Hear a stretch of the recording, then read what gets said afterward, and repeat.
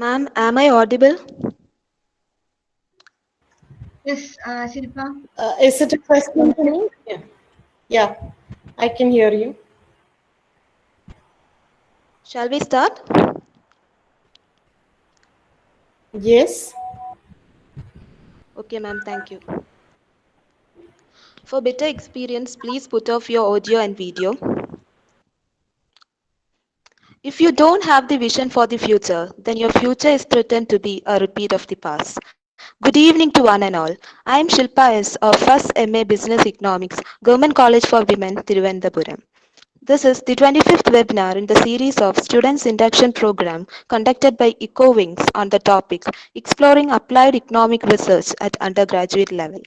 I welcome you all present here. Now I invite Ansamol NN for the prayer song.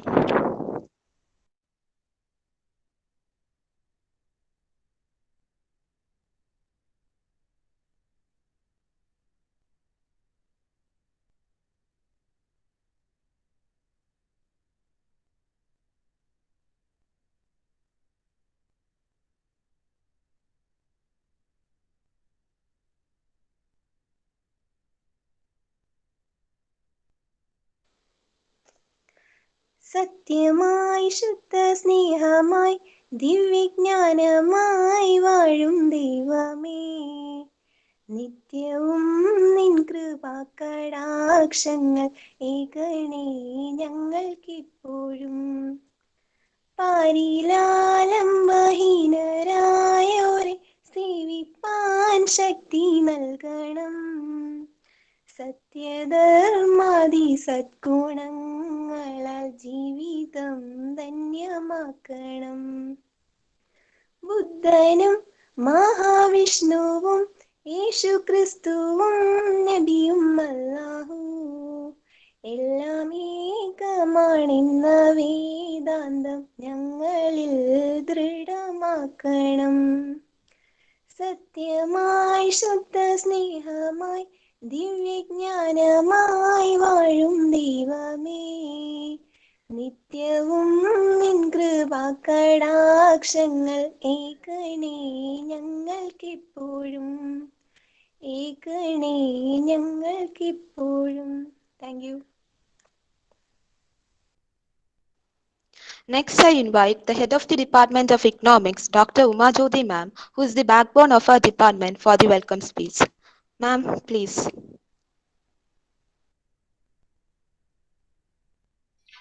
Thank you, Shilpa. Good evening to all. Dear Dr. Deepa Sanker, my colleagues, participants, students, a very warm welcome to all of you.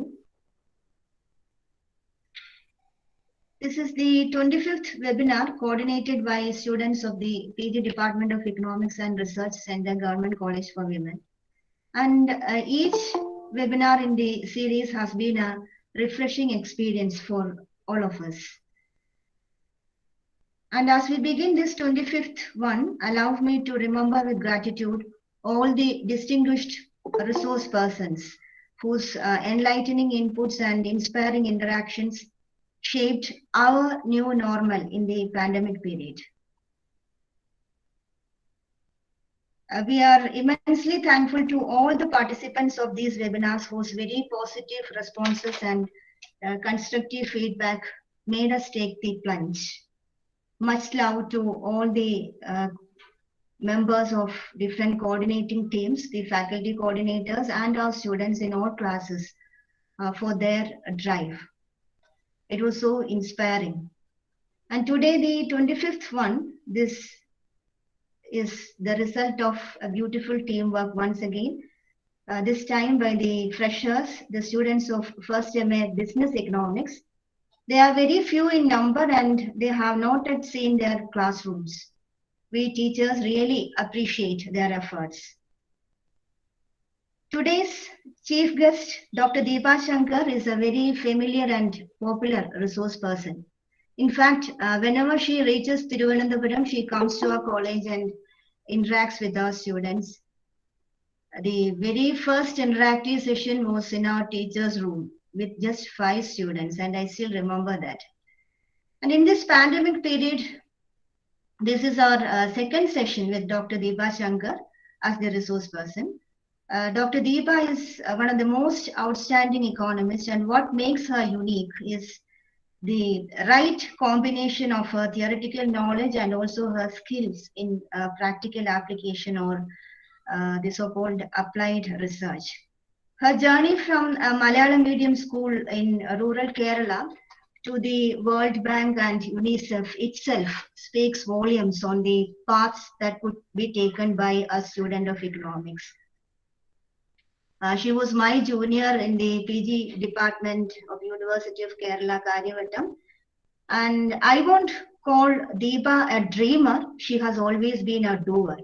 And today she is going to take us to a very relevant area, that is different aspects about or the basics of applied economic research. Dr. Deepa has contributed a lot to development studies, especially in the fields of health and education. And even while working in different parts of the world, she has never lost her concerns about the developmental issues in our nation in general and also in our state, Kerala in particular. And I strongly feel that our state really needs such academics whose field level experiences would help a lot to refine the public policy contents, practices, and solutions.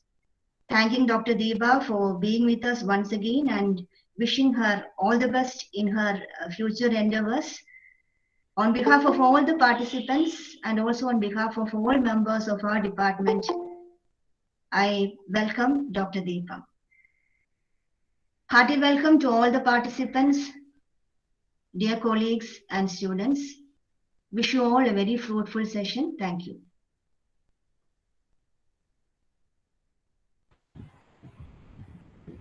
Thank you, Uma ma'am. I'm profusely elated to take this opportunity to introduce our chief guest of the day, Dr. Deepa Sanker ma'am. Dr. Deepa Sanker did her high school education from Government High School, Talavadi in Alappuzha district, and her pre-degree in social science from St. Aloysius College, Edathwa, Kerala. Her BA in economics from National College affiliated to Bangalore University in 1992, and her MA in analytical economics from Kerala University in 1994. She did her MPhil and PhD from Jawaharlal Nehru University, New Delhi.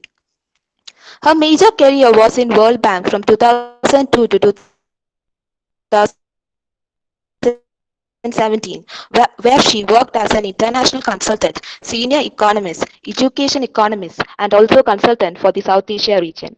Her major contributions in World Bank include: she led the World Bank's education sector portfolio in Malawi during 2013-15, at the time when international donors withdrawn their support to the government over corruption charges. And she was also the task team leader for the World Bank's biggest education project, 𝙂𝙊𝙎𝙏𝙀 2. She also worked on a range of analytical and advisory activities and served as key technical expert in financing, M&D, and EMIS, and also learning assessment of MHRD. Apart from this, she also worked as faculty member for short duration in National Institute of Public Finance and Policy, New Delhi from 1996 to 97, worked as research and interpreter in BBC Open University UK, and also as an assistant professor in Institute of Economic Growth, Delhi from 2001 to 2003, and also in TIS Mumbai from December 2015 to July 2016. From World Bank, she moved to UNICEF, and currently she is working as the Chief Education Officer in Uzbekistan, Europe and Central Asia region. In UNICEF, she is supporting Government of Uzbekistan in designing and implementing the COVID-19 emergency response plan and activities in education sector. She also instrumented the modern assessment techniques in education sector. Besides this, she has authored for more than 50 articles published in international and national referred journals, UNICEF reports, and also made several international and national conferences. We are all overwhelmed to have you here as our chief guest, ma'am. We feel honored to hear some words from you. Ma'am, please. Thank you, everyone. Namaskaram. I hope all of you can hear me. Am I audible? Yes, ma'am. Yes, ma'am. Yeah. Thank you so much for those kind words and introduction. I have mixed feelings when I meet, when I'm virtually meeting you through this webinar for several reasons. Since everyone mentioned about my school background, I also would like to tell you some story from my school days. So it was my dream to join women's college for my, pre-degree and then later for my degree. And unfortunately, even though I got this letter, invitation letter from women's college, because of my family constraints, I decided to join a neighboring college, St. Aloysius College, Edattua, for my pre-degree. And then for many circumstances, I moved to Bangalore. But whenever I hear about women's college, I always envy those who have got admission into that, because that was once upon a time my dream to join women's college. So first of all, my congratulations to all of you, because you all have made it into one of the most prestigious colleges in Kerala. And also, you're fortunate to have really great faculties like Professor Umajyothi. And I think you're in the right place, with the right kind of people to mentor you people.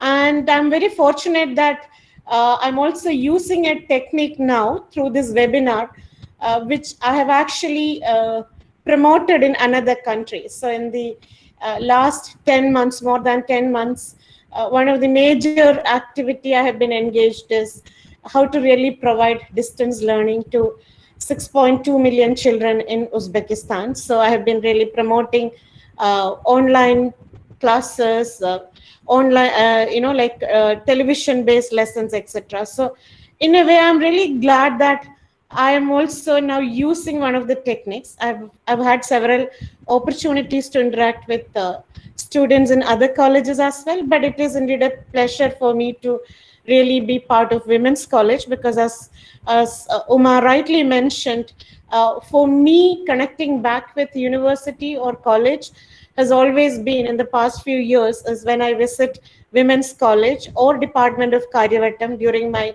vacation time. So really glad to be part of this process. And today's topic, again, I mean, the reason I decided that, I will speak on research topic is because I hope you can see my screen. I'm trying to share. Just let me know whether you can see the presentation. I hope you can see it, right? Yes, ma'am. Okay. So one of the reason I also decided that I'll talk about, sort of research and at undergraduate level is because this is also, I work in education sector, both in World Bank and now in UNICEF. I work in education sector.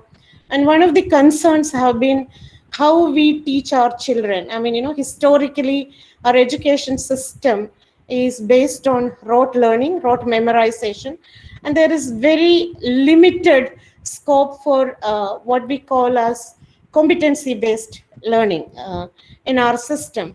So it's actually this that I've been trying to work in my present job, trying to help government to move from a more content-based approach where knowledge, acquisition of knowledge is taking prime spot, to something like more applied or competency-based knowledge, where we don't limit ourselves to just acquiring knowledge, but also doing that in the right way.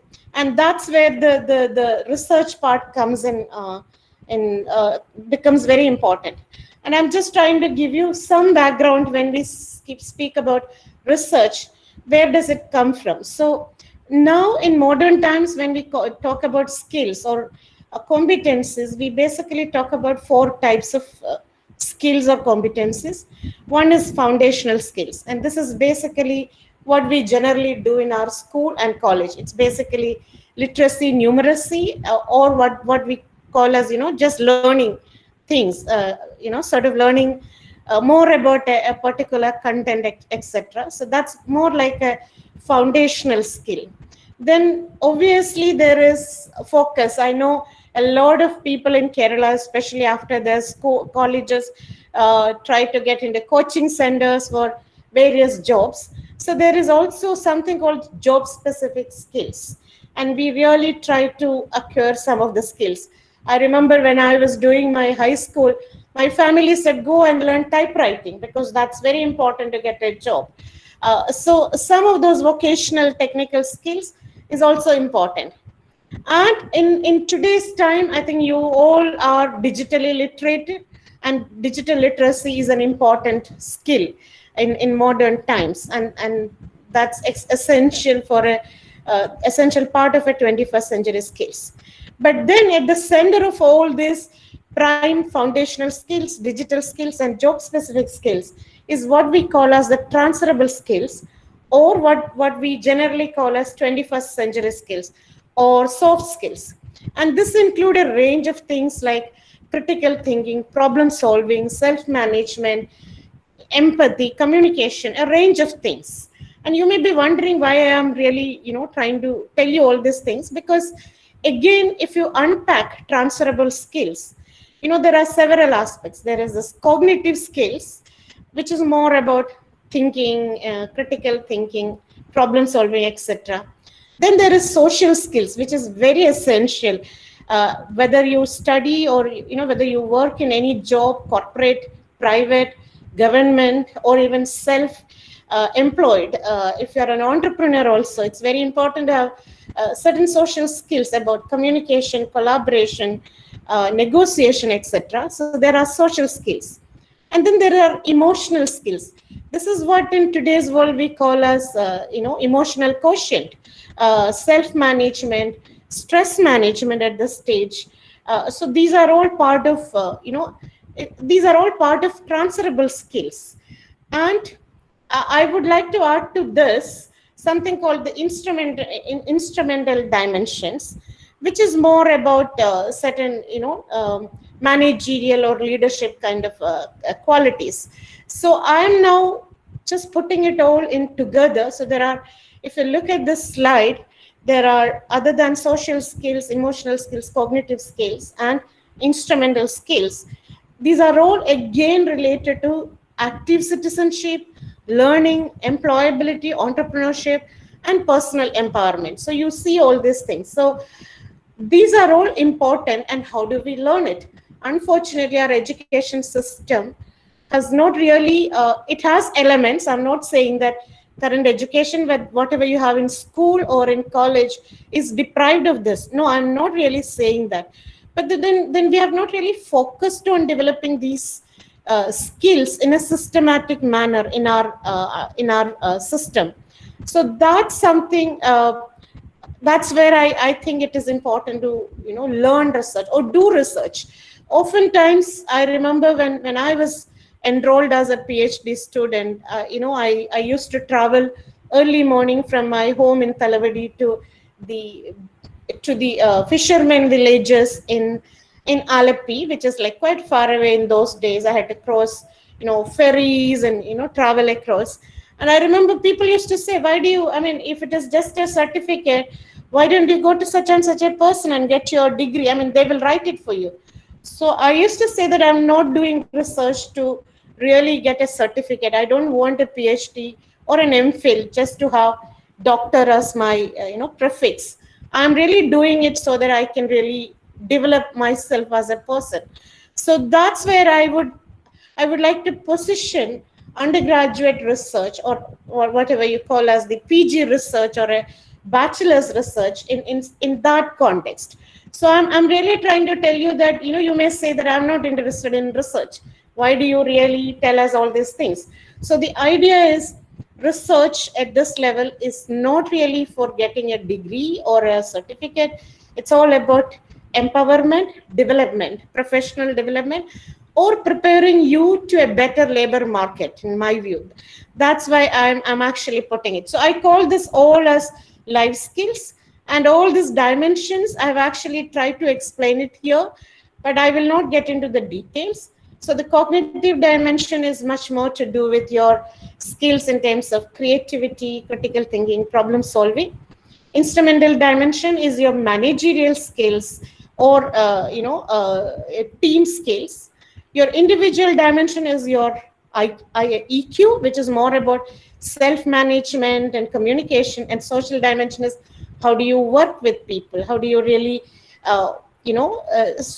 work in teams, or contribute, empathize, because in social studies or social sciences, these are all important things. You cannot really do social science research, and economics being a social science, you cannot do a research in social science just being looking at certain theory and applying theory to research. So I would like all of you to keep in mind that when you do research sometime in your life, or even write your term paper, just keep in mind that probably you're developing yourself, and you're sort of trying to make yourself into a more holistic kind of person through this process. So as I said, I mean, research is a way of cementing these various forms of skills. So this is basically, all the research has shown historically that it's actually, helps students at various levels. So there was a study by Ward et al. in 2003. They looked at engineering and science students, but those results are also equally important to economics students.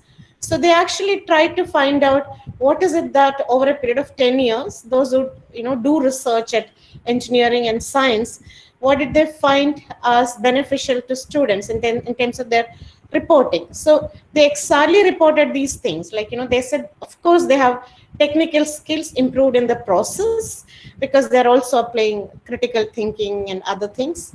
They are able to be more independent in their ways of looking at issues. They have an insight into graduate and career possibilities.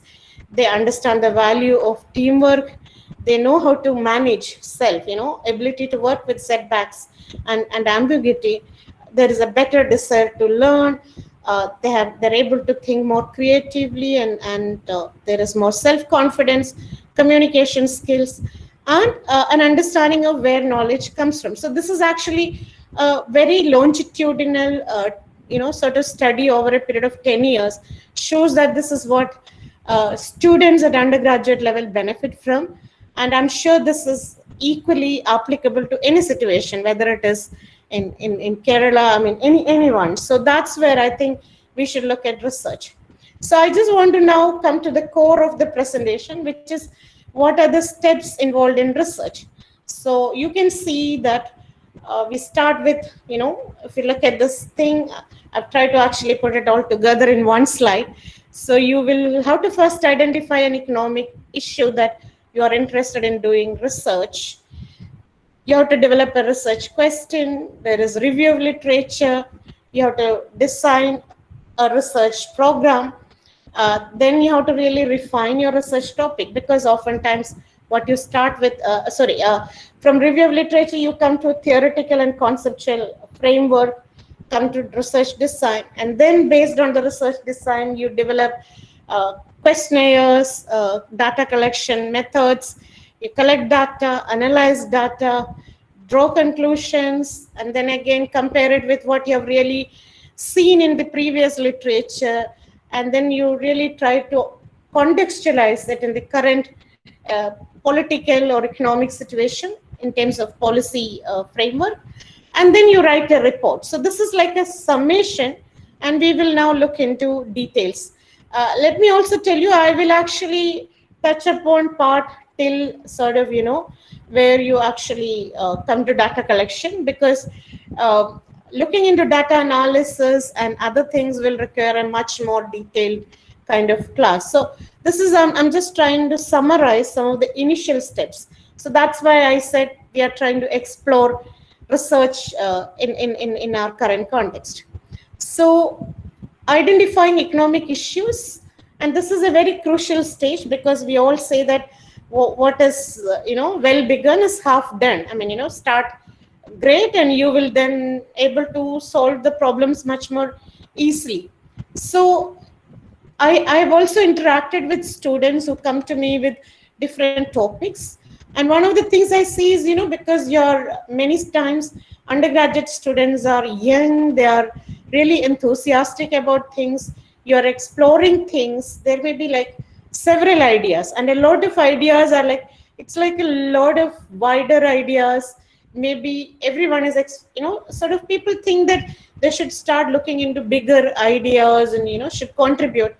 But in fact, one of the biggest challenge or biggest step in this particular stage is actually narrowing down this many interest into one single issue which you would like to look at.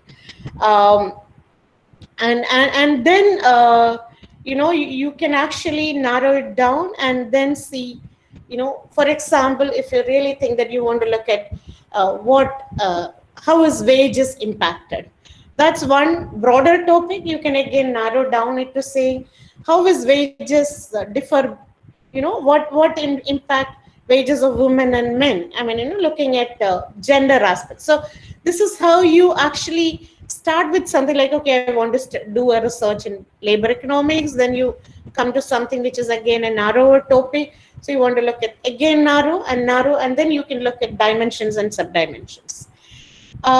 And how do we then develop effective economic questions based on this bigger, the narrowed down topic? So one of the things is you can use certain criteria. One is how whether it is like looking into a problem. So you can make your research topic more problem oriented. It could be more analytical, explaining rather than describing a problem. So some people just come and say, oh, I want to look at this. Something like, I want to look at how, the impact of, say, the National Employment Guarantee Program on something, impact of National Employment Guarantee Program. But then instead of that, you can actually make it into a question. How is National Employment Guarantee Program is affecting X group or Y group? So basically, rather than describing, you need to find a question where you can actually analyze and then come up with your own questions and answers.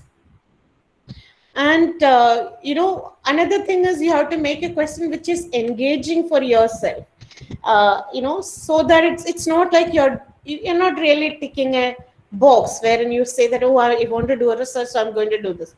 No, always choose a topic which is of your interest. I'll tell you my own personal story. So after my MPhil, I was actually working as a research assistant to one of the RBI professors in Delhi at NIPFP. And I had actually got admission into JNU, and my topic was something related to agriculture. I don't even remember. And I was supposed to work under Professor Abhijit Sen. But then when I was doing a review of a book which is on Indian economy after globalization. So I made a review of the 15 chapters of that book, first ever book on liberalization and its impact. And my boss, my supervisor, Professor Indira Rajaraman, looked at it and she said, you're more passionate when you talk about social sector issues. She said, oh, you write so passionately about health, education, social protection issues. So she said, why do you want to work in agriculture when you're so much interested in social sectors? So at that time I said, oh my God, I said, I don't know whether I'll get a job if I work in any other sector other than, agriculture industry or the typical topics. So she then said, don't look at where you will get a job. You work with what is interesting to you, and you may find things, changing over a period of time. And that's exactly what happened. I worked on something which I was more interested, and then that helped me later. So, and the next thing is, because you are an economics student, when you take a topic, don't look into, of course, sociology, politics, history, everything is part of social science research and hence part of economics. But you need to also bring in something which is more related to economics in that sense. Either it should be a micro question, macro question. And then one of the things is, if you're a PG student, you may only have like a few months to do your research.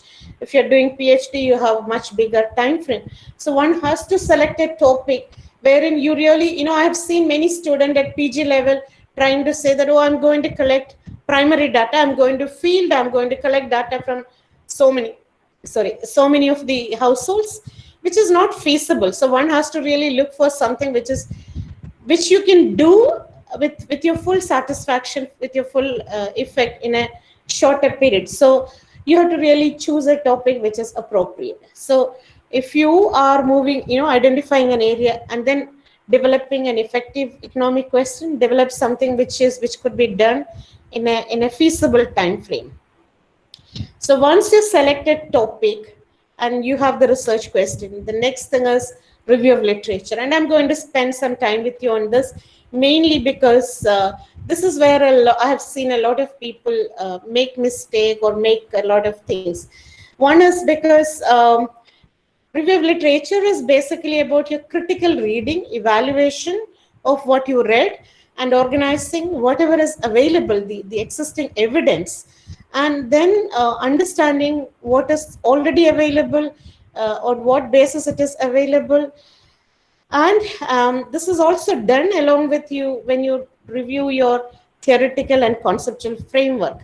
So this is basically review of literature will enhance your knowledge of the subject. You will learn more about your identified area. You will also learn through the process about the relevant theories, concept. You should do it looking around, related to your area of research question. And in the process, you should develop a hypothesis and variables identified and things like that. And source of literature, I think you all know. I'm just putting it for the sake of, just putting it.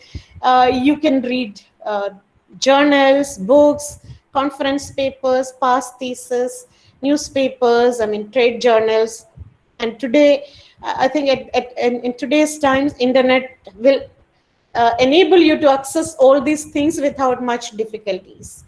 And then you have to really, when the tendency is to collect large number of literature, and then you have to really, you cannot go through everything. You have to quickly do some assessment of what you have gathered. The sources.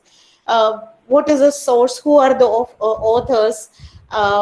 Is this really, how it is done? Is it new? Is it old? How relevant it is? How good you think this article? So you have to do quick sorting of whatever articles you have gathered, so that you do much more focused research review. And then once you do the review of literature, you have to look at, what is it that and then look at, you can make a checklist to see whether your literature review have covered all the key areas. Is it providing your recent information and things like that. So I've just put a lot of questions around how, one has to look at when we do a review of literature.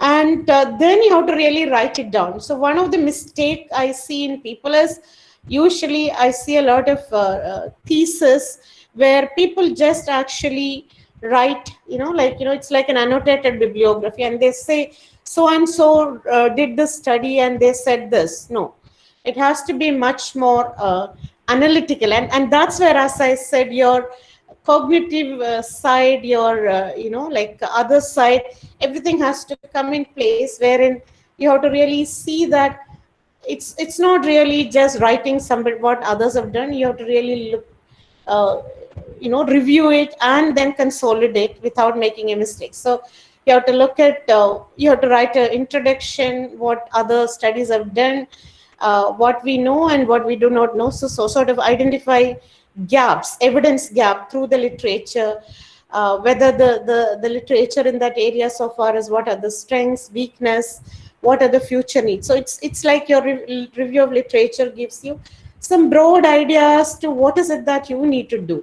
So one has to, and then avoid some of the mistakes of writing that review. And then the next step is developing theoretical and conceptual framework.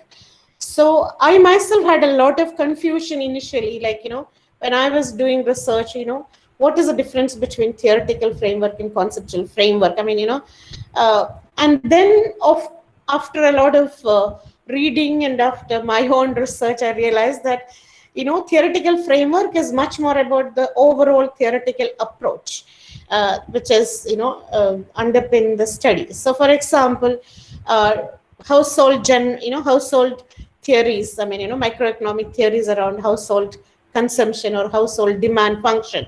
So that's like a theoretical framework. And then depending on your topic, you will actually narrow it down and you specify it more, you elaborate it more. So that's where your conceptual framework comes. So like I said, in the theoretical framework, if you are talking about microeconomic theory about household demand is an overall thing.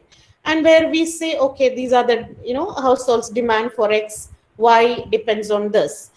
Whereas in a conceptual framework, I have specifically, for example, I'm looking into the economics of private tuitions in my district. So when I have to do it, I have to apply the theoretical thing about, I'm using a macroeconomic theory of households demand, and that depends on various things. And here I narrow it down and elaborate the concept in terms of what is it that decides households demand for private tuition, or what kind of private tuition? Does it affected by gender of this child?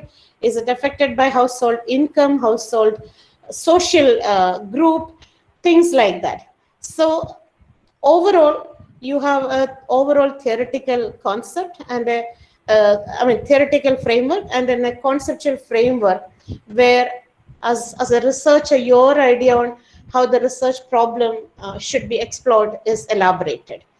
So this is about developing a theoretical and conceptual framework. Then you will have hypothesis. And what is an hypothesis is basically you will actually, you don't know what is there already, but you have an intuition as to what could be. And also based on theoretical thing, you think that this is what is going to happen. So hypothesis is not a question. If you remember, first we developed a research question. So if I'm going to take the example of private tuition, so the first question is private part, sending children for private tuition, is it affected by income levels? So that's like a research question. But when we come to hypothesis, it's more like we are saying that parental decision to send a child for private tuition is directly related to parental ability, economic status, something like that. So this is how, and then we say hypothesis is equal to 1, and then the null hypothesis is it's not decided by their economic status. So these are some of the kinds of, you move from a question to a hypothesis. And then your research design depends on what kind of research things. So basically, maybe I'll just come to this because it's easy to show the research design. So if you look at the research design here, there could be, you can think about quantitative research, qualitative research, and a mixed method where you use both quantitative and qualitative research. In quantitative research methodology, there are several ways. So there are non-experimental. I'll describe what is experimental and non-experimental, and experimental and non-experimental. So experimental, I'm sure many of you have heard about last year's Nobel Prize winning, sort of topic. So last year, Abhijit Banerjee, Esther Duflo, and Michael Kramer got Nobel Prize for pioneering experimental designs and a very randomized control kind of experimental designs in economic research. So they basically look at issues, and they think that in experimental is when you actually bring in a kind of elements of experiments like a science lab. So here, for example, you are not just looking at, you have a government policy, and then look at, okay, there is a government policy, and then income of somebody, a group is increased. Here we are just making an assumption that government introducing a program is increasing wealth of certain people. And maybe when you look at the data, you will actually say that before government introduced a program, this was the income. Say the income was 100 rupees. And now after introducing this program, people are earning 150 rupees. So it's a success. Intervention is a success. Whereas in experimental design, what they say is, who knows? I mean, this 100 rupees before intervention of a particular program, maybe they would have earned 200 after that, or they were already actually increase in earning. So there is nothing new. I mean, this impact is not because of the intervention. So you cannot attribute any change in result to a particular program unless we have a counterfactual. So what is a counterfactual? So in that case, they say that select people who are similar looking. I mean, select two set of, 100 villages here and 100 villages there, which mimic each other in terms of their socioeconomic status, like other characteristics. This 100 villages should look like each other.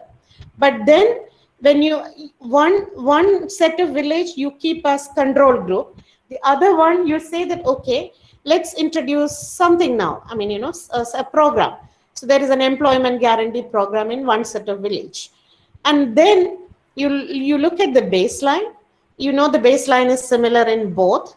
Their characteristics are same. So which means their results do not vary according to the socioeconomic background or any other attributes. So if there is any change after the introduction of a particular program in one particular group, that's mainly because of introducing a particular program. So this is what experimental and non-experimental design is, where it is basically you just have true, which is like really like a lab situation. Then there is quasi, which is like somewhat similar to a control experiment. Otherwise, it's not. And these are really very, I won't really recommend anyone to look. I mean, people should learn about experimental, but at your individual level or even at a small institutional level, it's not possible to do experimental designs because it's very time consuming. It is very costly and often it doesn't really give the right results. So I have a lot of problems with experimental design, though I myself have done at least a couple of research based on experimental design. But that's something beyond the undergraduate level. In non-experimental thing, you do all the research, you have descriptive studies, comparative studies, correlational, causal, so where you actually do a lot of regression analysis. This is what usually quantitative analysis we do. In qualitative research, there are a lot of analytical studies, then case study, ethnography, phenology, grounded theory. So these are all a lot of things which involve observation, focus group discussions, etc. And in a mixed method, you collect on certain things, quantitative data, and then supplement it with qualitative inquiries or observations. What I just want to say here is, in a qualitative research, you move from observation, identifying patterns, hypothesis, and then you theorize. In the quantitative, you start with, we already talked about a conceptual framework, and then we try to confirm it using a lot of quantitative data. So both research could be both ways, but then there are certain patterns in doing so. Data collection, again, can be, there could be data collection based on sources and methods, and both of which could be classified into primary data collection, which is where you actually collect data directly, or secondary data. And secondary data also could be primary data in the sense that you can access not only data, you can also, access the original primary data. So secondary source could be purely secondary, which is already analyzed data, or primary data someone else collected. And as I mentioned, I am much more focusing till this area. I'm actually here, I would like to share with you some of the sources of data. both these are secondary data where if you want to do larger survey, if in economics related topic, India, national level, you can see that, for example, one of the things when we talk about economics, come to our mind is budget. Where do we get all the economic survey data, budget data? So there is a site called India Budget, which is a government website. All the, like data for many, many years is available in this website. If you go to Ministry of Finance site, you get a large amount of data there. Reserve Bank of India gives a lot of data, state finance data, everything. If you go to any ministry's website, you will actually find secondary data relevant for each ministry. And if you're really looking at micro kind of data, if you go to census site, you will find some of the relevant information and data on population census. I'm sure all of you are familiar with National Family Health Surveys. It looks at demographic and health surveys in India. It gives a lot of information on gender related or health related, nutrition related information at the household level. And then there are national sample surveys. Last week, I actually had a webinar with Department of Economics 𝙂𝙊𝙑𝙀𝙀, where I was actually talking about national sample surveys. So national sample surveys is one of the household survey. These are the surveys which is data collected from around 14,000 villages in India. It collects data from around 1 lakh households, and it collects topics which is as wide as, like 50 areas. So you have regular data on household poverty, consumption, employment and unemployment, education, health, migration, disability, slums, enterprises, etc. So if you go to the site, you will actually find NSS after. So they have done since 1950 around 80 rounds of data. So every year there are these data collection, and these are considered to be a gold standard in data collection globally, because it was Professor Mahalanobis after, like the World War II, globally the first time such household surveys were conducted by Professor Mahalanobis in India. So that's where the national sample survey data is important. So if you go to this website, you will actually find all the reports, and you will find all the data, and it will give you like a rich, you can just use the data, the tables available in NSS tables to write big stories. You don't even need to go to collect and get the raw data at your level. And then there is this National Council for Applied Economic Research, which again collects data on the human development related issues. There are lots of data available from this. So these are some of the big sources of data to do research in India. And then because I'm sure you are all probably interested in international studies also, to see how countries do, how countries compare. So if you're looking for macroeconomic data, you get all, like country-wise data from IMF, World Bank website, then UN Department of Economic and Social Affairs provide you a lot of data. And if you're really interested in micro data, which is more about sample surveys, household sample surveys, World Bank in 1980s, late 80s and early 90s started living standard measurement surveys in several countries, which again provides data on multidimensional indicators. So these data, even the micro data, is available on their living standard measurement survey website. So you can explore these things. Then demographic and health surveys is usually available on US side website. Again, this provide data, NFH, whatever is we call as NFHS survey, similar survey from all over the globe. So you can have a lot of information on population, nutrition, mortality, morbidity, reproductive health, everything available in this demographic health surveys. Then a similar survey, which is much more focused on children, is done by UNICEF. So UNICEF started what is called as multi-indicator cluster surveys in early 2000. The first country where they did this was India. And then onwards, it has now collected data, collecting data from almost all developing countries. So if you visit the MIX website, you will actually get data from several countries. So if you want to really look at how many children are attending a preschool program, if you want to compare Mozambique with Zimbabwe and India, you have those data from this. So one of the advantages of using these kind of data, which is already available, instead of you going and collecting a data, is there is no need to reinvent the wheel, saving of money, time. It's more accurate because it's done by really experts, designed by experts. And you have exploratory value because you are actually, looking at the standardized thing. You can do a lot of comparison. So those are the and then there are some limitations if you are not using the right secondary data. I think that's something you can explore. And then primary data also, when you collect, there are certain limitations, which is similar to what I just mentioned.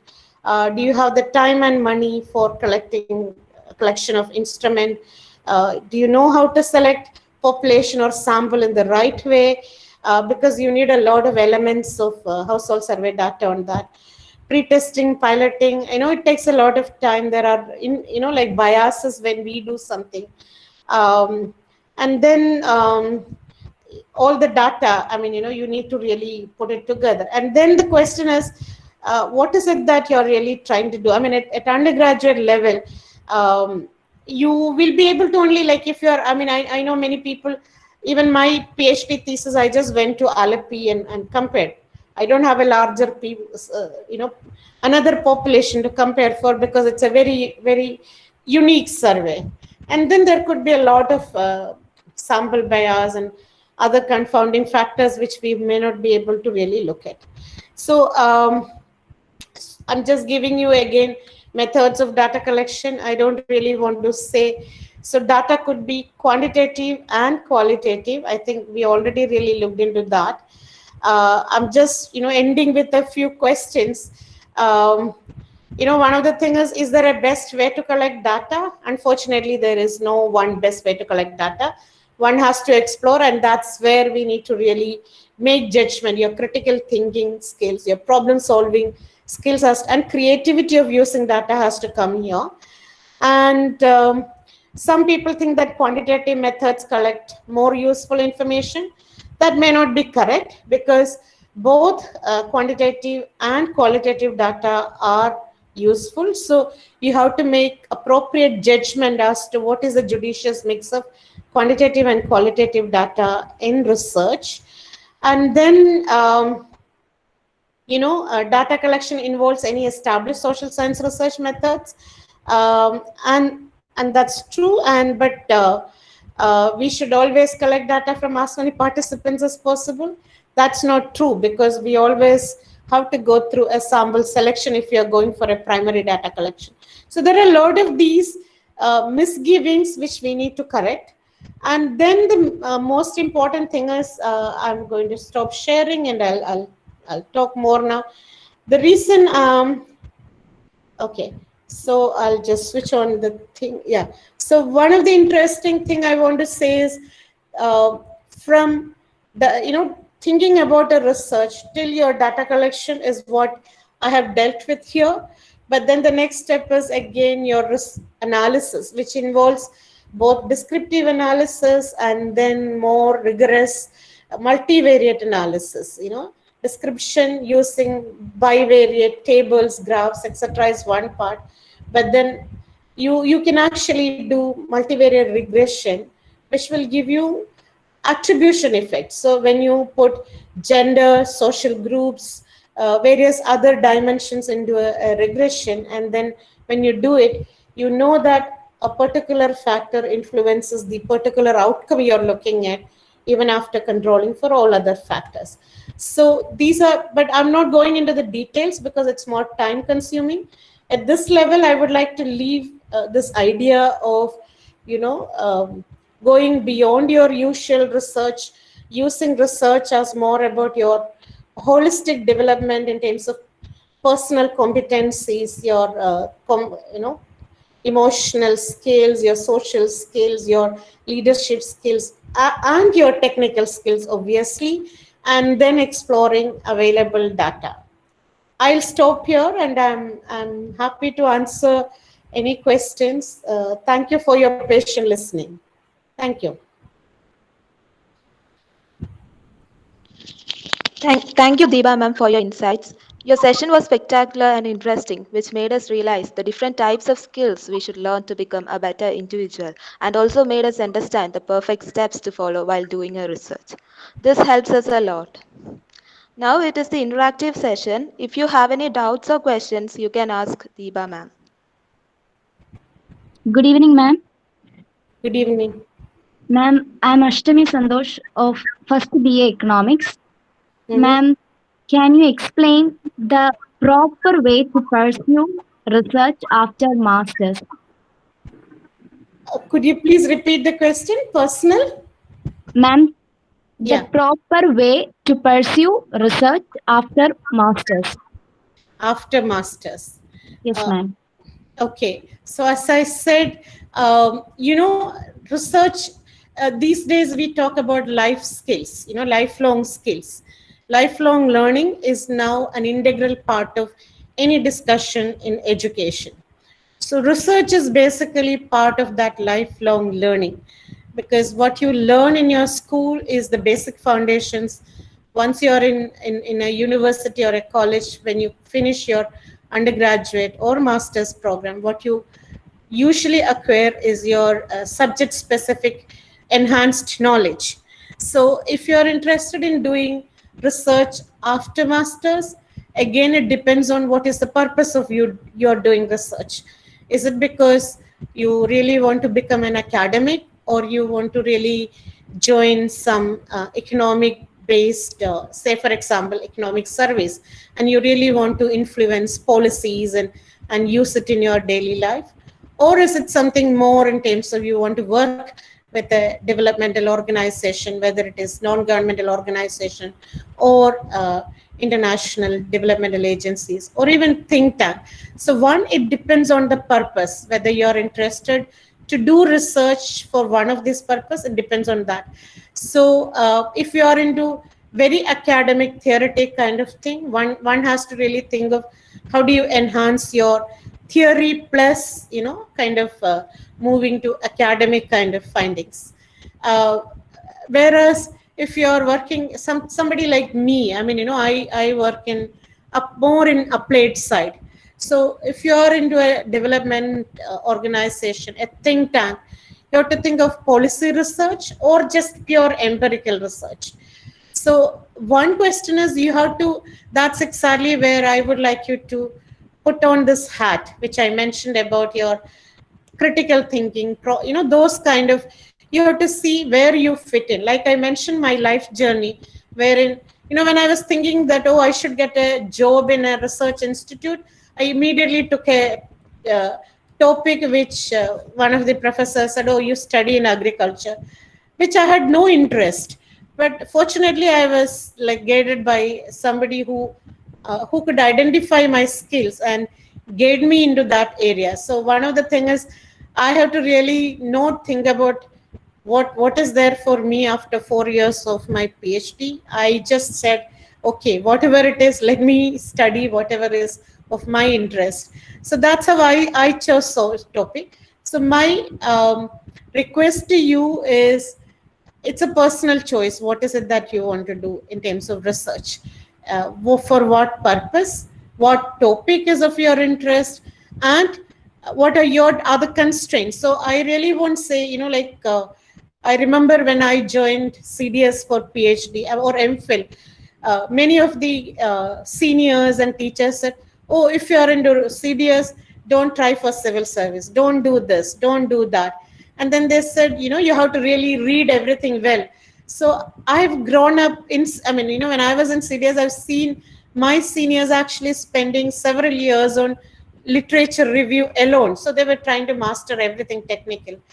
But I was again fortunate because I had the opportunity to go out and explore a little bit in between. So one of my, again, mentors said, look, your PhD is a time, if you're really looking PhD as the research, that's a time where you should master different methods of doing research. And you have a life ahead of you to do whatever research you want to do. So don't think that your PhD is going to be your Nobel Prize winning thesis. You focus on learning more. So I have learned it through trial and error and also because of guidance. So my request to you is, if you are interested, just sit and try to note down what is it that, why do you want to do research? What kind of research you're interested in, how long you want to do the research, and what is your ultimate goal of doing research. So when you write it down, you will get a much more narrower version, or more clarity as to what is it that you want to do. So my humble suggestion is, don't start a research thinking that, oh, you will be doing this or that. Everything is an evolving process. So one is again, the reason I showed you the initial slides is basically to tell you that use your research, whether it is at your level or post MA, to actually develop certain skills. And in that process, you will also find answers, the right answer for your questions. So I would rather like you to identify your own answer rather than I giving it as a ready-made answer. So I hope that satisfies your question. Thank you. Thank you, ma'am.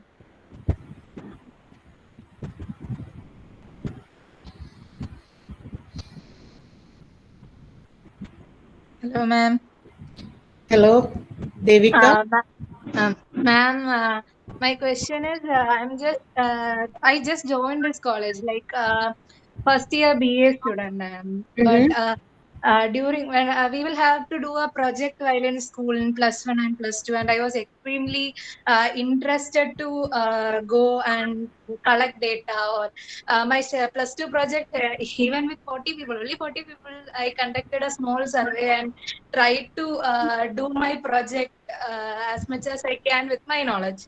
So I would like to continue that during my UG period also. Like when we learn something, we can apply that and do something related, just for curiosity purpose.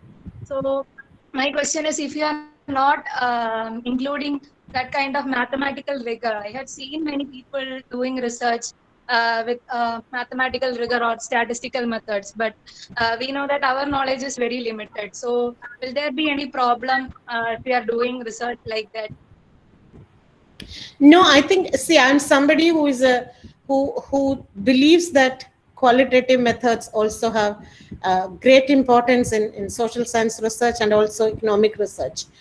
My only thing is, if you are collecting data from households, again, you won't be able to do very mathematical regressions because the sample bias will always be there. So if you are going for a very selected sample, and if you are going to a small sample, you have to then study. And I mean, my request is, look into qualitative analysis methods. There are certain ways. How do you really, when you collect certain data from a small number of people, or small groups of people, how do you really extract information from that? As I mentioned, on one side is a description, but your research should be more than a description. So when you have, say, collected data from a few households or a few sample, which is not enough to do quantitative analysis, use several methods, qualitative research methods. So there are ways of converting such qualitative data into case studies. There are certain ways of analyzing this data. I'll give you an interesting example. So when I was working in Institute of Economic Growth way back in 2002, one of my colleagues, who was a sociologist within the same team, she was actually looking at the issue. We were looking at health policy. So her study was, she was actually collecting information from some patients, and she was looking into the concepts of how patients look at certain concepts. So one of the most famous studies she has done is Dukh, Dard, Gum. So these are 3 Hindi words. So she's basically trying to say, how do patients describe Dukh, which is like sadness, Dard, which is like pain, and gum is another, next level of pain. So how do they experience all these things when they explain their morbidity conditions? So what I'm trying to say is both qualitative and quantitative methods are very important. You have to have whatever you do, please go and look at the right methodology to do that, especially if you are doing qualitative methods. Don't end up giving tables and saying that, I remember one of my professors in CDS, Professor 𝑘𝑾 Subramaniam, used to say that don't write your papers, term papers or thesis as, telegram or check method. What is the difference between a telegram? A check method is you write number and then you write it in English, right?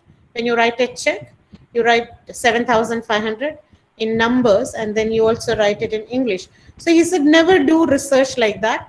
So my request is, in order to avoid such problems, please read. Every word, as I mentioned, things come with your reading. So please go and read certain qualitative methods of looking into issues and then use those qualitative methods while you organize your research findings and present your findings. That's my sort of suggestion. Thank you. Thank you, ma'am. I see questions by Adityan. It says, if there is any proper way, I believe it is time consuming. World change so fast. As per that view, does the report boost upcoming crisis? Sorry, I didn't understand the question. Maybe if you could elaborate, I'll be able to respond to that.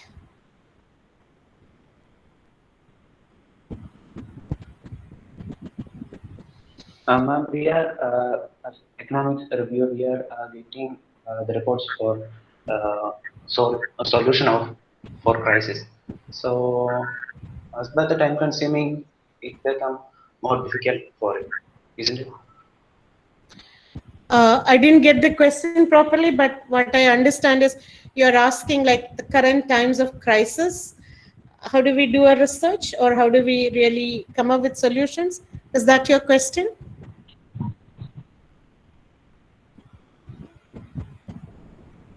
Hello?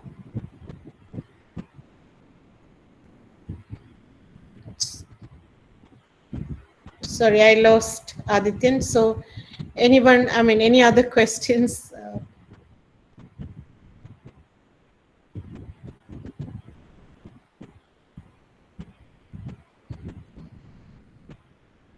You can ask in Malayalam also. മലയാളത്തിൽ വേണമെങ്കിലും ചോദിക്കാം, ആർക്ക് വേണമെങ്കിലും ചോദിക്കാം. ഇവിടെ first year degree students മാത്രമല്ല, മറ്റ് ക്ലാസ്സുകളിലെ കുട്ടികളുണ്ട്, PG students ഉണ്ട്. നിങ്ങളിപ്പം പ്രോജക്ട് ചെയ്ത് തുടങ്ങിയിരിക്കുകയാണ്, ഡെസർട്ടേഷൻ ഒക്കെ. നിങ്ങൾക്ക് മലയാളത്തിൽ വേണമെങ്കിലും ചോദിക്കാം. അതെ, മലയാളത്തിൽ ചോദിച്ചോളൂ. കാരണം ഉമ പറഞ്ഞതുപോലെ ഞാൻ മലയാളം നല്ലപോലെ സംസാരിക്കുന്ന ഒരാളാണ്, അറിയാം. പറഞ്ഞോളൂ. മാഡം, നമ്മൾ റിപ്പോർട്ട്സ് ഒക്കെ ഉപയോഗിക്കുന്നത് അത് ക്രൈസിസിനെയൊക്കെ ക്ലിയർ ചെയ്യാനായിട്ടല്ലേ? അപ്പോൾ എക്കണോമിക്സിൽ നമ്മളിപ്പോൾ ആ ഒരു വിഷയത്തിനെ പറ്റി ഇപ്പോൾ നമ്മൾ ചിന്തിക്കുകയാണെങ്കിൽ, ഇപ്പം ലോകം ഇങ്ങനെ പെട്ടെന്ന് മാറുന്നത് കൊണ്ട് തന്നെ നമ്മൾ കണ്ടുപിടിച്ച് കഴിയുമ്പോഴത്തേനും തന്നെ അത് കുറേ സമയം എടുക്കത്തില്ലേ? അപ്പോൾ ആ പ്രശ്നം കുറച്ചും കൂടെ ഒരു അതിന്റെ കാഠിന്യം കൂടുന്നതല്ലാണ്ട്, അപ്പോഴത്തേക്കും നമ്മുടെ ഇത് കുറച്ചും കൂടെ കൂടുന്നതല്ലാണ്ട് മാറ്റമൊന്നും സംഭവിക്കാൻ സാധ്യതയില്ലല്ലോ. അല്ല, അങ്ങനെ ഞാൻ അതിനൊരു ഉത്തരം പറയുകയാണെങ്കിൽ, ഈ ഗവേഷണം അല്ലെ റിസർച്ച് എന്ന് പറയുന്നത് ഒരു സ്റ്റാറ്റിക് കോൺസെപ്റ്റ് അല്ല. ഒരു സമയം ചെയ്ത് മറന്നു പോകുന്ന ഒരു ടോപ്പിക് അല്ല. ഞങ്ങളൊക്കെ ഇപ്പൊ ചെയ്യുന്ന ജോലിയിൽ ഞാനൊക്കെ ഉദാഹരണത്തിന് ഈ കോവിഡ് സമയത്തിന് എഡ്യൂക്കേഷനിൽ എന്ത് സംഭവിക്കുന്നു എന്നുള്ള വിഷയത്തെക്കുറിച്ച് ഞാനിപ്പോ വർക്ക് ചെയ്യുന്നത് ഉസ്ബെക്കിസ്ഥാൻ എന്നൊരു രാജ്യത്താണ്. അപ്പോൾ എല്ലാ 2 ആഴ്ച കൂടുന്തോറും നമ്മളൊരു അനാലിസിസ് നടത്തുന്നുണ്ട്. അപ്പം ഗവേഷണം എന്ന് പറയുന്നത് എല്ലാം ഭയങ്കര റിഗറസ് അനലിറ്റിക്കൽ ഗവേഷണം എന്നർത്ഥമില്ല. അതിൽ പലപ്പോഴും നമ്മൾ പറയുന്ന ഒരു പോയിന്റ് ഉണ്ട്. ഗവേഷണത്തിന്റെ 2 ഇതുണ്ട്. ഒന്ന്, നമ്മുടെ ഈ അൾട്ടിമേറ്റ് നമ്മൾ നോക്കുന്ന ഔട്ട്പുട്ട് നോക്കുക. വേറൊരു വശം എന്ന് പറയുന്നത് മോണിറ്ററിങ് ആൻഡ് ഇവാലുവേഷൻ എന്ന് പറയും. അതായത് കണ്ടിന്യൂസ് മോണിറ്ററിങ് ചെയ്തുകൊണ്ടിരിക്കുക. അല്ലെങ്കിൽ പ്രോസസ് ഡോക്യുമെന്റേഷൻ ഒരു സംഭവം റിസർച്ചിന്റെ ഒരു വലിയ ഭാഗമാണ്. അപ്പം നമ്മൾ ഒരു സമയത്തെ റിസർച്ച് അല്ല, നമ്മൾ കുറേ നാളത്തേക്കുള്ള റിസർച്ച് ആണെങ്കിൽ നമ്മൾ അതിന്റെ ഭാഗമായിട്ട് എപ്പോഴും ഈ പ്രോസസ് അനലൈസ് ചെയ്ത് അതിനെക്കുറിച്ച് തന്നെ അത് ഈവൻ ഏത് പ്രോഗ്രാം ആണെങ്കിലും, പോളിസി അല്ല ഇന്റർവെൻഷൻ ആണെങ്കിലും, എല്ലാത്തിനകത്തും നമ്മളൊരു പോയിന്റ് പറയുന്നത് എന്താണെന്ന് വെച്ചാൽ മിഡ് കോഴ്സ് കറക്ഷൻ. അതായത് ഇടയ്ക്ക് വെച്ച് എന്തെങ്കിലും ഈ പ്രോഗ്രാം വർക്ക് ചെയ്യുന്നില്ലെങ്കിൽ നമ്മൾ അതിങ്ങനെ ഒരു വർഷം മുഴുവൻ അത് ചെയ്യണമെന്നില്ല, അതിനിടയ്ക്ക് വെച്ച് അതിനെ മാറ്റണം. അതിന് മാറ്റണമെങ്കിൽ അതിന്റെ ജസ്റ്റിഫിക്കേഷൻ വേണം. അതിനെപ്പോഴും ഒരു പ്രോസസ് ഇവാലുവേഷൻ അല്ലെ മിഡ് കോഴ്സ് ഇവാലുവേഷൻ എപ്പോഴും നടത്തിക്കൊണ്ടിരിക്കണം.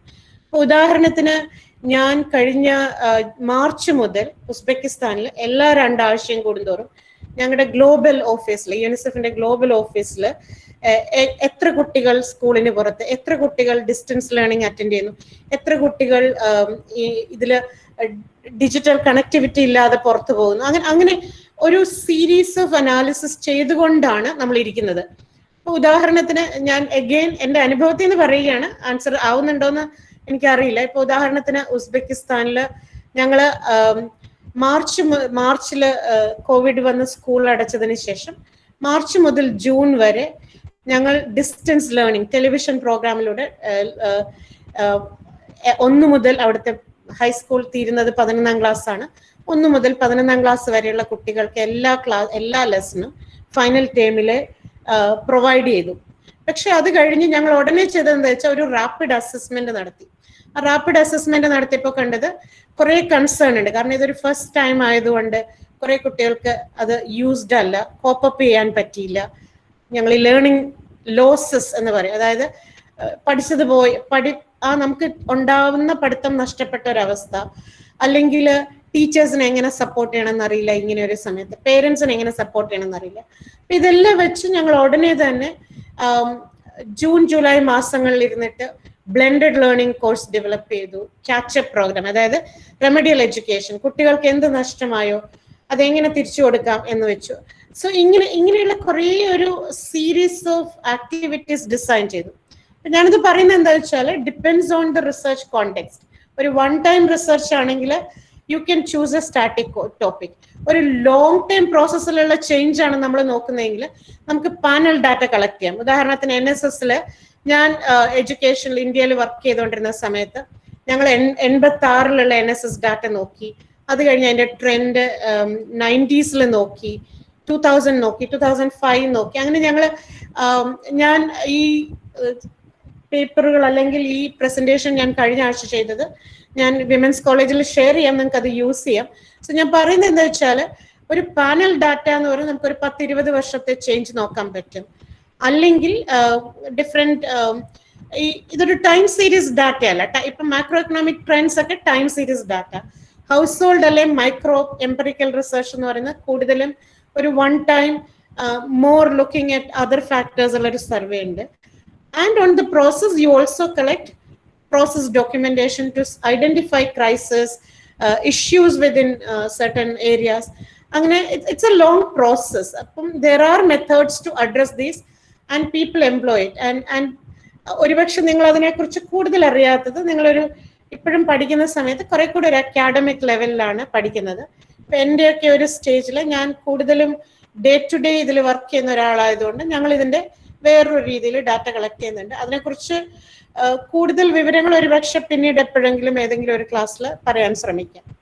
I hope I satisfied your answer. Thank you. Thank you, madam. Thank you. Okay, there is a question. Madam, how do we conduct research in COVID crisis? So Ma is asking issues related to data collection or the crisis about data collection. Okay, so COVID times there are many ways of collecting data.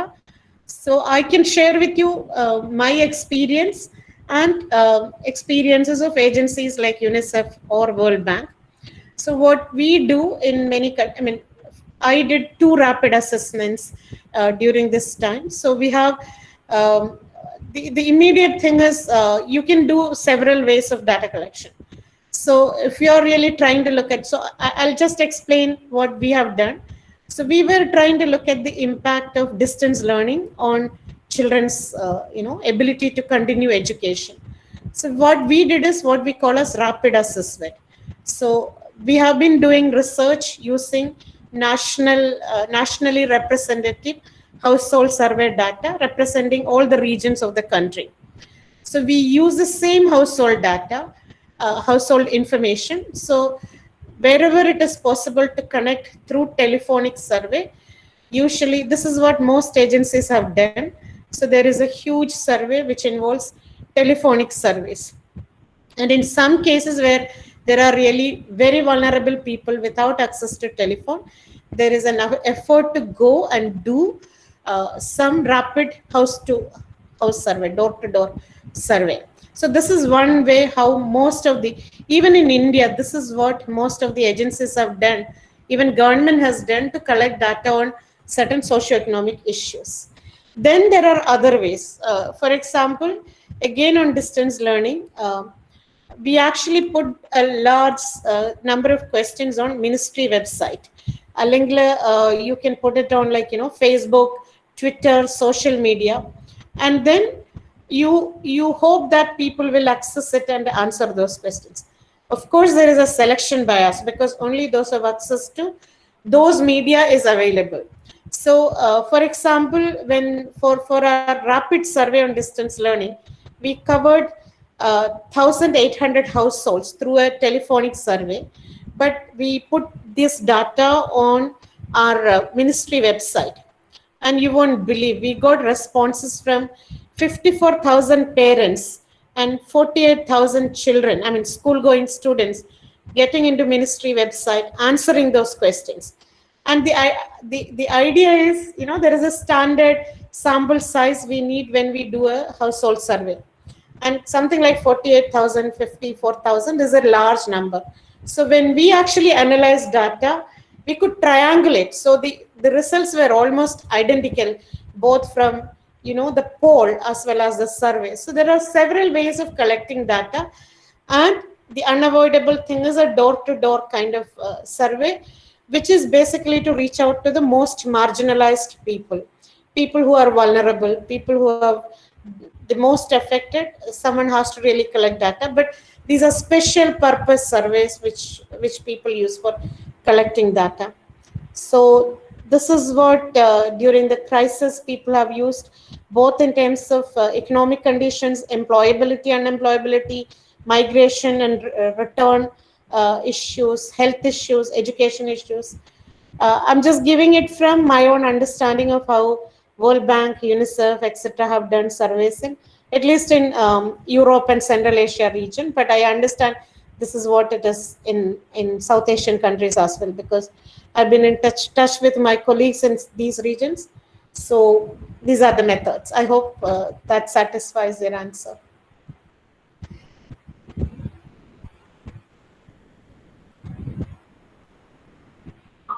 Hello, ma'am.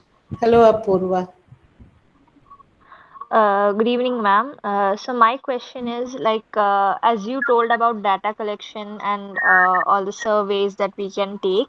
So as students, as undergrad students, how can we kind of process this data, or how can we learn about the different tools that are being used for processing these data and all that, different softwares or other methods that are being used for processing it? Okay, so my one, as undergraduate students, I would suggest that instead of you going and collecting data, primary data, use whatever is available, because that's less time consuming and you can focus much more on the analysis and processing part. So when you collect data, so you have several statistical packages which is easy to use, and some of them mostly provide, if it is purchased by an educational institution, you get it in a concessional price. So I'm a big fan of a statistical package called Stata, though there is SPSS. A lot of people in Kerala, I think, are more familiar with SPSS and they use it. But I'm much more of a Stata person, and there are reasons for that. One, so how do you use that? Either you I think Stata is very easy to study. So once if your college accesses Stata, you can either transfer Excel data, your data which is organized in an Excel sheet, you can actually convert it into Stata. Or even in, if it is a small data set, I will say you can even make simple tables, graphs, etc. using Excel sheet. You can generate smaller summary bivariate tables using Excel itself. So I think that will take a class in itself. But I'm somebody who believes in the use of graphical presentation, because this is something I've learned when I started working with government officials. One thing I realized that when I was working in SSA, many people used to, when I initially started describing certain issues, they said, tell us in English, not in economics. So that's when I realized if our purpose of research and presentation is to benefit people and make a change, we have to customize it to the needs of the audience. So I realized bureaucrats in this country, they're extremely smart, but not everyone is an economist, and you cannot assume that everyone should be an economist. In my view, a Secretary of Education should be somebody who will get education interventions implemented it properly. What our role as economists is to help them with data. So one of the things I realized is, if you really present it in tables, not many people have patience to read through tables and analyze and understand. So make more graphical presentations. So it's very easy. And I remember this even when I was doing a study in a very tribal area in Madhya Pradesh, where we were working with young people just out of school. They have no other exposure. When we were trying to tell them to change, work towards improving maternal mortality or infant, whatever, the health, they didn't understand it. So the moment I showed them, like, your current situation is this, in a graph, can you make it up till there? They said yes.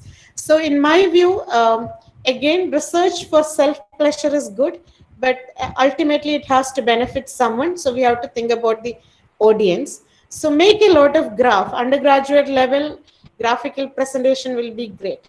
You can also do simple correlations and summary analysis using Excel. So explore Excel first, and then if you want to do much more sophisticated analysis, use Stata. And Stata, you get a lot of tutorials on YouTube. Stata actually gives a lot of tutorials as to, and it's very simple. In a Stata, you can just say summarize X and Y, and it gives you that. It gives you graphs, and then you can do a lot of analysis using Stata. But that needs a little bit more about training and understanding, and that itself is like a few weeks course.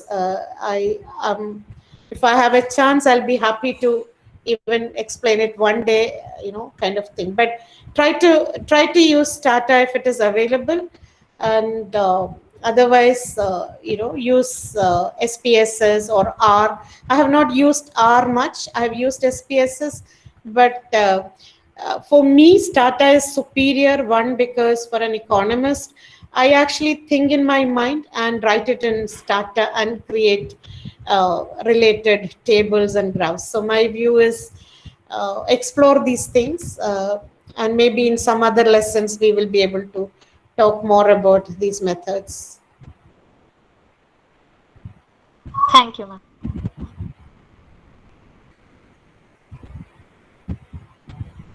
Hello, ma'am. Hello. Good evening, ma'am. My question is, for someone who hasn't done any research before, who's new to the research field, what are the key points or important things that has to be kept in mind while doing something new in research? Yeah, I think, Aparna, at the beginning of my presentation, I was saying that, research is not something like a big thing. Everyone, let me give you this example. When as part of Sarva Shiksha Abhiyan supervision, we did an experiment in Karnataka wherein we actually collected a few children who has never been to school. These were basically beggar children in Karnataka, in one of the villages. We actually, because even beggar, children who were begging in the street, never been to school. Everyone is a learner from birth. It's not like people learn only after going to school. So we put these children into a big house, an old house, traditional house in southern Karnataka district. And then the people who were doing the experiment told them that find out who lives in this house or who lived in this house. And these children were sort of filmed without their knowledge. So it was quite interesting how they actually did the research. So they looked at something like, they looked at some of the materials and said, oh, these people here, look at, there was, നമ്മൾ പറയില്ലേ പാക്കുവെട്ടി അടയ്ക്ക അതൊക്കെ ഉണ്ടായിരുന്നു. അപ്പൊ അവര് പറഞ്ഞു, these children were saying, okay, these people actually grew this. Look at the the arcanut which is available there. And then somebody saw this traditional like a Mangal Sutra which was there. They said these Mangal Sutras are worn by Lingayat community. So the people in this house are actually Lingayates. And then they looked at something else. And they said, oh, look at these kind of utensils. These people actually cooked food in this, this food.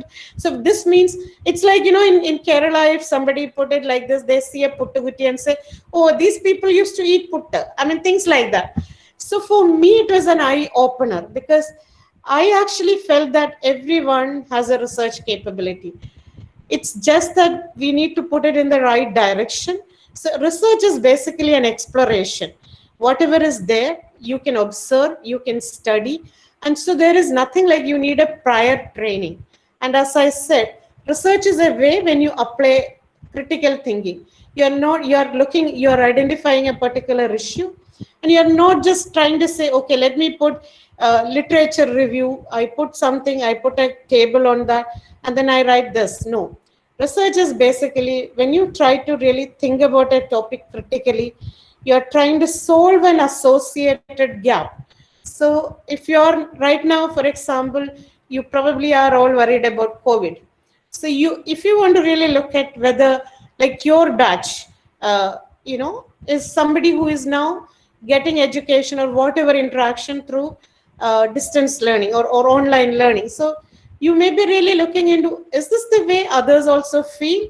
Can I do a research and find out how people, what are the stress levels people have?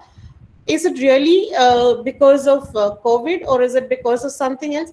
So you just put those, the graph which I initially presented, which is about the cognitive domain, your personal domain. So you actually bring it all together. So you basically think about it, you have your own ideas about it, and that's where the research is.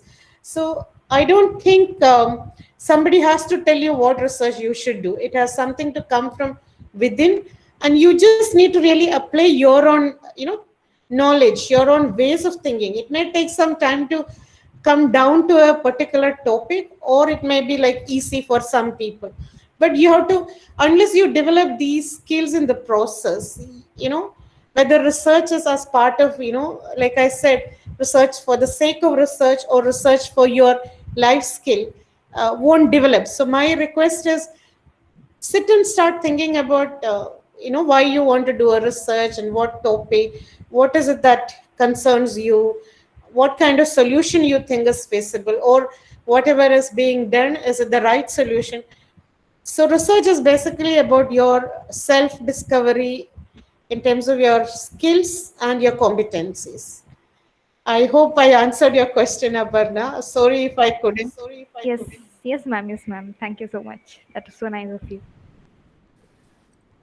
Hello, ma'am. Ma'am. Yes, Salma. Ma'am, my question is how to reduce the plagiarism percentage in a new research paper due to the citation of old research papers. What are the strategies to reduce this plagiarism? Your question about plagiarism. See, there are ways of, foreign universities easily identify plagiarism because they can apply a lot of ways of, uh, finding out how words are repeated. So if you are talking about how we avoid doing plagiarism, is basically, like I said, if you are just one is, you cannot just copy paste anyone's idea just like that. You have to, so that's where I said even literature review is very important. You have to critically review it. Even somebody may be a great economist writing something, you have to really see whether that person is right. I mean, you don't need to agree with anyone just because somebody great said it. You can critically evaluate it or critically agree with it. So in one way, if you're one is research is basically not just looking at one paper and copying it. It's, basically it means that you review several things, like in review of literature. So one of the thing is, when you write it in your own words. Always credit the author who has done it, but write it in your own words is one way of avoiding plagiarism, because you are processing it in your mind, in your thought, and you're actually combining different thoughts. You're not copy pasting. So that's one way of avoiding plagiarism and making it more critical review of literature. I hope I answered your question, because the words were breaking when you asked the question, so I just heard about plagiarism. So I hope it has answered your question. Yes, ma'am. It's clear. Thank you, ma'am. Hello, ma'am. Hello, Anupama. Yeah. Hello, ma'am. My name is Anupama. I'm so glad to have a word with you, ma'am. My So pleasure. thankful, ma'am. And ma'am, my question, my doubt is, ma'am, economics for decreasing poverty and for increasing better living conditions, is all economic conditions are only necessary for that, and is other than political or social factors also affected to reduce poverty and economic conditions in all over the world, ma'am? And ma'am, for you, what's all needed to reduce all the poverty and to increase all the living conditions all the people in the world? And I personally believe, by studying economics, we have to use this not for our personal need, but for the sake of serving loads and loads of people. So by studying economics, I eventually thought that how can I use this to serve others. So Mhm. ma'am, by studying economics, please give me a guidance that how to use it to reduce the poverty and better living conditions of the people, where I will surely use it where I am in any place or any areas. So what's all for you to do that, ma'am? Okay, so let me answer it this way. One, economics is not merely a science of, wealth. It's actually one of the most multidisciplinary kind of science. It's an applied science, and it has multi-dimensional thing. I mean, look at me. I studied economics as a basic, undergraduate course, but then I later spread, for my master's thesis, I looked into a topic related to labor economics. For my PhD, I looked at health, and then I started working in education. I also work a lot in environment related issues, climate change issues. So the very fact that economics is an applied thing, you can apply economics to study any other social issues, social science phenomena, itself shows that economics is actually should be used for solving several developmental issues. And as you may know, people may think that economics is about poverty or income. But if you look at it, how is poverty defined? So poverty is a relative subject. There is absolute poverty, but also relative poverty. And if you look at Human Development Index, it looks at economic side of it mainly in terms of GDP growth, per capita GDP. But then later, in recent times, if you look at the discussion on poverty, we all look at poverty as a multi-dimensional concept. So it also looks into not just about income, it looks into health issues, nutrition issues, education issues, and even in education, things are moving even different. So earlier, all economic literature in education looked at basically whether child is attending a school. Initially, it was primary school attendance, then it became secondary school attendance. Now it is about lifelong learning and also quality of education. So there are studies. So these are subjects evolving over a period of time, and the concept of poverty itself is now encompassing not just absolute poverty or poverty which is mainly in terms of deprivations. So it looks at deprivations in livelihood, life, health, access to information, access to opportunities. So that's one of the reason you cannot just simply say poverty as an issue. So I know, for example, India may be a poor country, I mean, compared to, say, where I now work, Uzbekistan. But when I look in terms of several other human rights-based issues, India is much richer. We have a richer democracy. We have a much bigger space to express our views. We are argumentative Indians, whereas if you look at all the former Soviet countries, there is huge deprivation of human rights. You cannot speak against the authority. The capacity to look at some of the human rights issues are limited. So in a way, economics is also a subject which looks at not only human development, it also should look into human rights.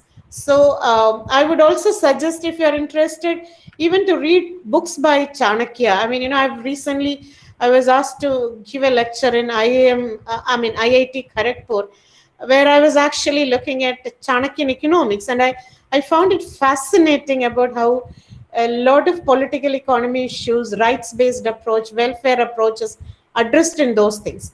Why I'm saying it is, so it's a multidimensional concept. So welfare is not always associated with your prosperity.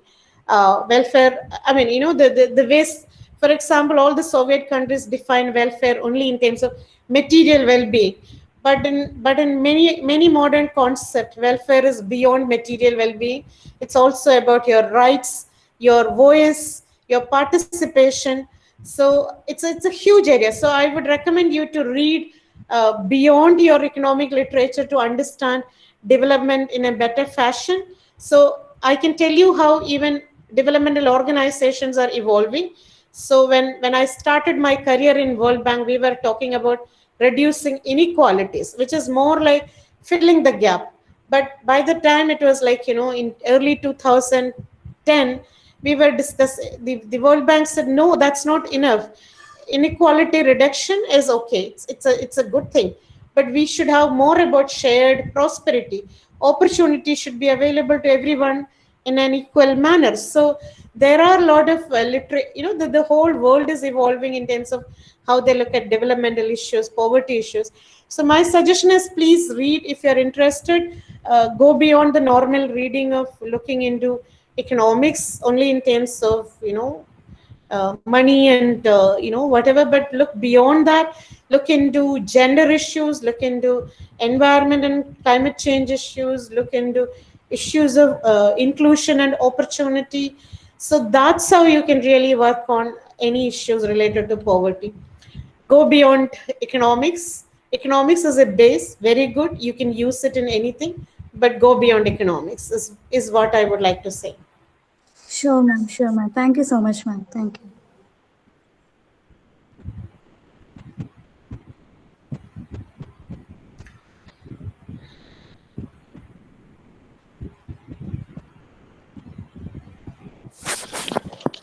Hello, Dr. Deepa. Hello, Haripriya. My name is Haripriya, and I found your presentation very fascinating, down to the earth for the children. I'm not a child. I mean, I am Dr. Uma's classmate, basically. And the way you have answered the question, mixing your experiences is all very relevant, because you went beyond the academic point to the practical point. And thank you so much. And it's for me even not as a student, but it is very fascinating to listen to you. And hope you are continuing with your good work. All Thank you the so best. much. Thank you so much. Thank you.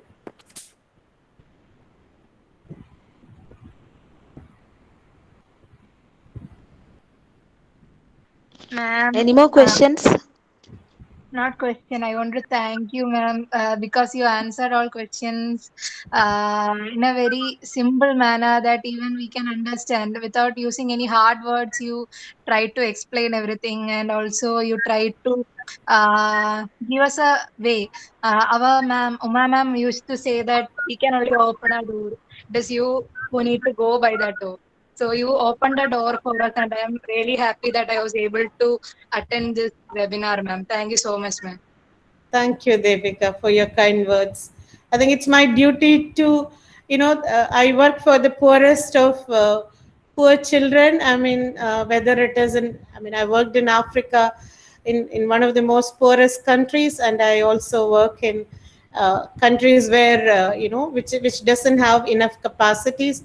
So I think my effort is actually to enable whoever, so for me, one of the things is think about the last mile child, the most deprived child. So I have that in my mind. So I really don't know how to speak in an academic language because I've always spoken in more in such context of deprivation. So thank you for your compliment.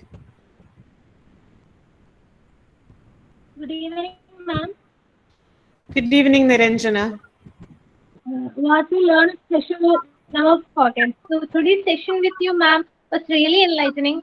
And thank you, ma'am, for sharing about skills, methods of data collection, and perfect steps for research. And thank you so much, ma'am, for inspiring us with your personal experiences. We have learned several key pieces of information that will really improve us. Thank you so much, ma'am. Thank you, Niranjana. I'm glad to hear that you found it useful. Thank you. Thank you, ma'am.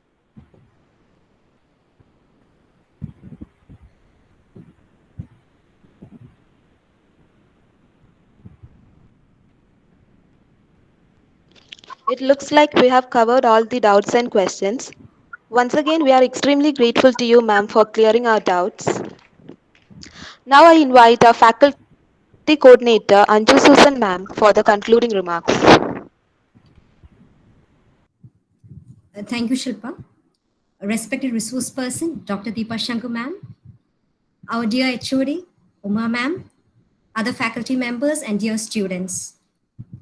We have come to the end of the 25th webinar organized by the Department of Economics, Government College for Women, Trivandrum. As rightly pointed out, over the years, there has been a paradigm shift in the way economics is being taught and learned. The emphasis should be more on application side rather than mere theory. There is immense need for acquiring competency-based knowledge. Aim of any education system should be not just imparting knowledge, but also on developing life skills. Our resource person has beautifully explained the benefits of seriously undertaking research projects at undergraduate level. She elaborately explained the steps involved in the research process. Her plethora of experience was evident throughout her lecture. I would like to thank our dear resource person for taking time out of her busy schedules to be here with us today. And sincere gratitude to all the dear participants and especially the first MA Business Economics students for coordinating this seminar. Thank you. Thank you so much, everyone. I really enjoyed this session and look forward to future interactions. Thank you so much.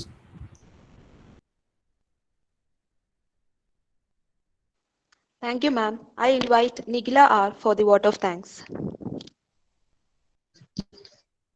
Thank you, Shilpa. Good evening to all. Myself, Nikhila, on behalf of First MA Business Economics, Government College for Women, Trivandrum. I consider it is a great privilege to propose vote of thanks for the webinar on exploring applied economic research at undergraduate level. I extend my thanks to our Honorable Chief Guest, Dr. Deepa Sanker Ma'am, to take time from her busy schedule to grace the event. Thank you for inspiring and encouraging us with your words. I wish to express my love and gratitude to our HOD, Dr. Umajyothi Ma'am, for her constant support and guidance. Without her, this event would not have been possible. Thanks to Ganasri Ma'am and Janagi Ma'am for being with us. I'm happy to express my gratitude to Haripriya Ma'am of our Alumni Association, Faculty Coordinator Anju Susan Ma'am, and to the research scholars of our department. I would like to appreciate students of our department, Shilpa for anchoring and introducing our guest, Ansar for the prayer song, Devi for preparing video, and Aishwarya for designing the poster. I am happy to extend my thanks to the participants from outside the college. Last but not least, I would like to thank all our participants who have turned up in great numbers. The wonderful and thought-provoking discussions we had today was commendable. Thank you.